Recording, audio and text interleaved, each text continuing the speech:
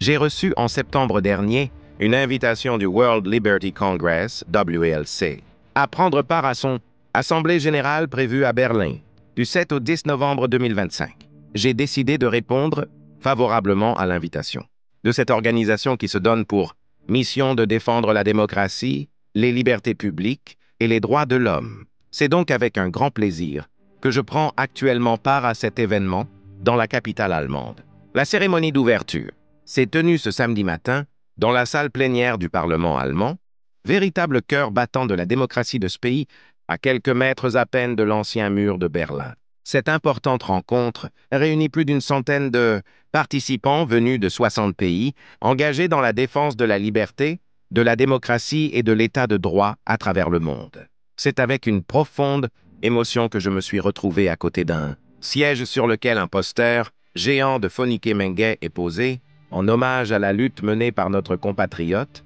victime, comme beaucoup d'autres, de la folie liberticide de la junte de Conakry. Il faut rappeler que le WLC, dont Phonike était membre, n'a jamais cessé de dénoncer les violations des droits de l'homme en Guinée et d'exiger la libération et la justice pour Phonike et ses compagnons, ainsi que pour toutes les victimes innocentes de la junte guinéenne. Au cours de la cérémonie d'ouverture, les participants ont écouté plusieurs orateurs, dont notamment Denis Buchner, vice-président du Parlement de l'État de Berlin, Masih Alinejad, présidente du WLC, Garry Kasparov, vice-président, et Leopoldo Lopez, secrétaire général. Tous ont fait état des risques et des menaces qui pèsent partout, même en Europe, sur la démocratie, les libertés publiques et les droits de l'homme, avant d'insister sur la nécessité d'une solidarité plus forte et d'une coopération renforcée entre ceux qui luttent pour la défense et la promotion de ces valeurs.